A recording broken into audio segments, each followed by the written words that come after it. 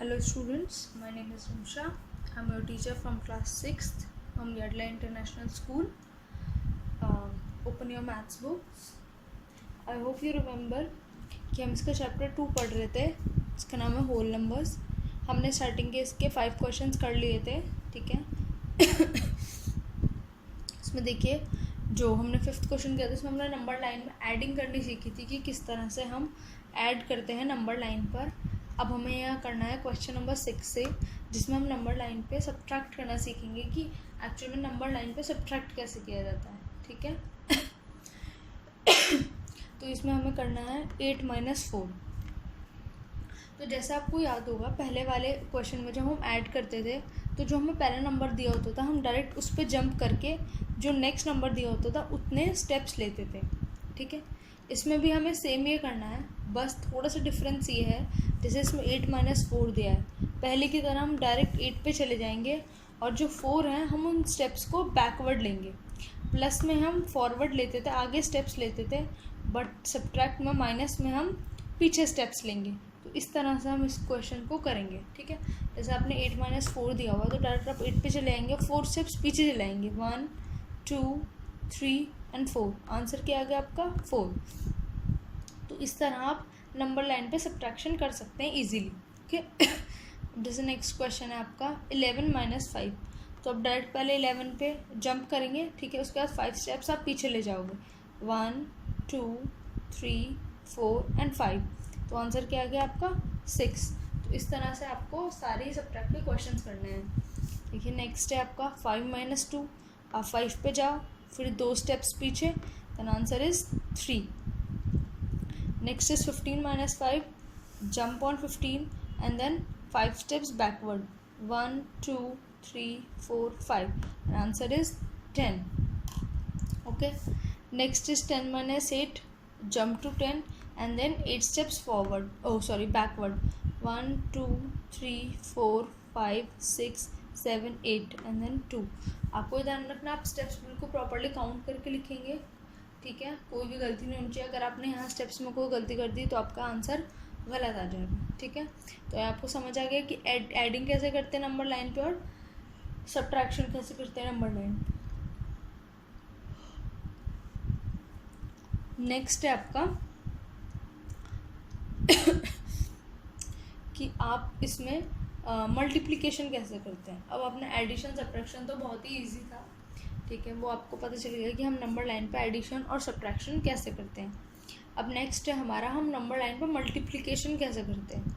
ठीक है. तो सबसे पहले आप क्या करोगे,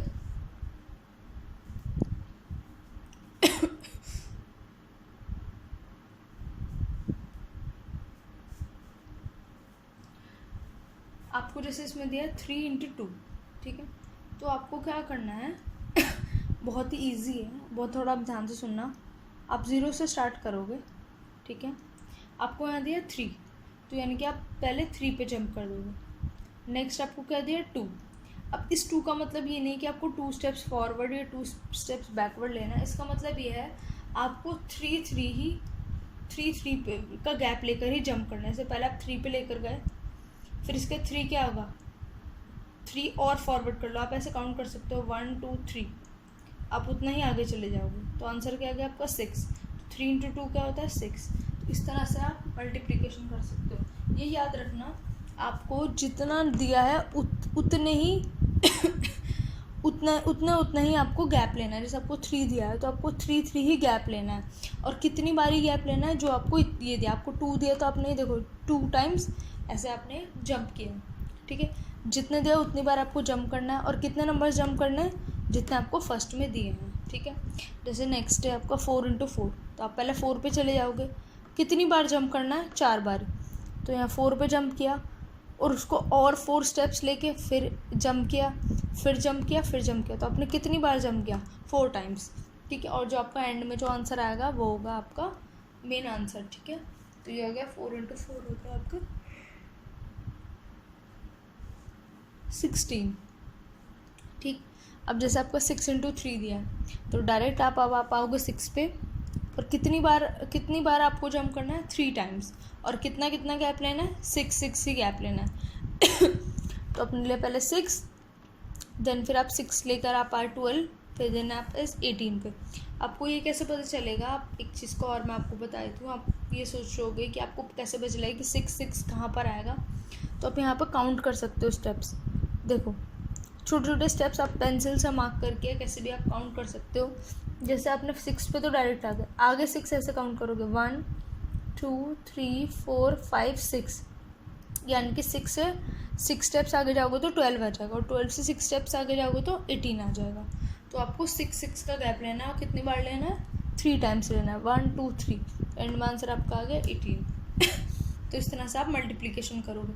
मल्टीप्लिकेशन भी बहुत ही ईजी है, जैसे कि एडिशन और सब्ट्रैक्शन ईजी है, ठीक है। तो इसमें आप ज़्यादा कंफ्यूज मत होना, बस आपको थोड़ा सा ध्यान से सुनने की ज़रूरत है इसमें, ठीक है। नेक्स्ट है आपको 3 इंटू 8, यानी कि अब आपको गैप्स कितने लेने हैं, 3 के, और कितनी बार लेने हैं, 8 टाइम्स लेने हैं, ठीक है। तो पहले आप 3 पे जंप लगाओ, देन फिर 1 2 3, फिर 6 पे आ गए, फिर 3 करा तो 9 पे आ गए, फिर 3 करा 12 पे आ गए, फिर 15 पे आ गए। इस तरह आप देखोगे तो आपको 3 का गैप लेकर 8 बार ही करना है। तो हो गया 1 2 3 4 5 6 7 8, आपका आंसर क्या आ गया 24। तो देखिए कितना सिंपल और कितना इजी है ये, आप बहुत ही आराम से आप कर लोगे, ठीक है। नेक्स्ट है आपका 9 इंटू 2, आपको 9 का गैप लेना है, ठीक है। 9 पे जंप करना है और 2 टाइम्स करना है। तो पहले तो आप 9 पे चले जाओ,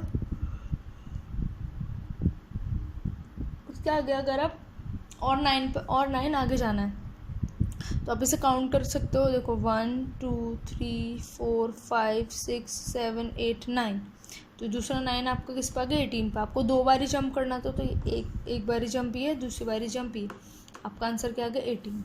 तो ऐसा आप आराम से मल्टीप्लिकेशन कर सकते हो, बहुत ही ईजी है। एक दो बार आप प्रैक्टिस करोगे तो आपको ये बहुत अच्छे से समझ आ जाएगी, ठीक है। बिना प्रैक्टिस के आपको मैथ्स कभी समझ नहीं आएगी। तो जो भी मैं पढ़ा रही हूँ, जो भी मैं बता रही हूँ, उस चीज़ों को आप अपनी नोटबुक में हैंड टू हैंड नोट करते जाओ, और हैंड टू हैंड उन क्वेश्चंस की प्रैक्टिस करते जाओ। आप सभी के पास अपनी अपनी बुक्स हैं, आपके पास क्वेश्चंस भी हैं, आंसर्स मैं आपको यहाँ पे दिखा रही हूँ, ठीक है। तो आप आराम से उन चीज़ों को समझो और खुद करने की भी कोशिश करो, प्रैक्टिस भी करो। अगर प्रैक्टिस नहीं करोगे तो मैथ्स बिल्कुल भी नहीं आएगी, ठीक है।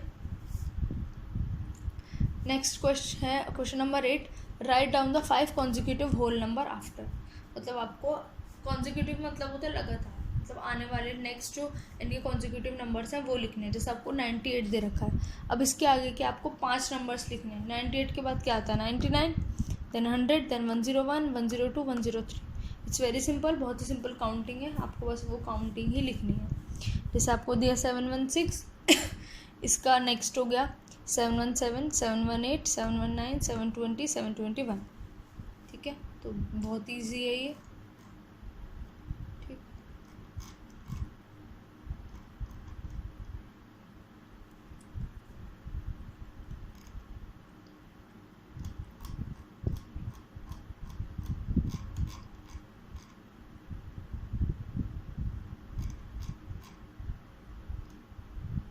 यहाँ आपकी एक्सरसाइज ख़त्म हो गई, ठीक है। अब आपकी है हमारी एक्सरसाइज 2.2, ठीक है। इसमें हमें अलग अलग तरह की प्रॉपर्टीज़ बतानी है कि अलग अलग तरह की प्रॉपर्टीज़ क्या होती हैं। तो सबसे पहले आपको पता होना चाहिए कि हमारी प्रॉपर्टीज़ कौन कौन सी होती हैं, क्या क्या प्रॉपर्टीज़ होती हैं, ठीक है।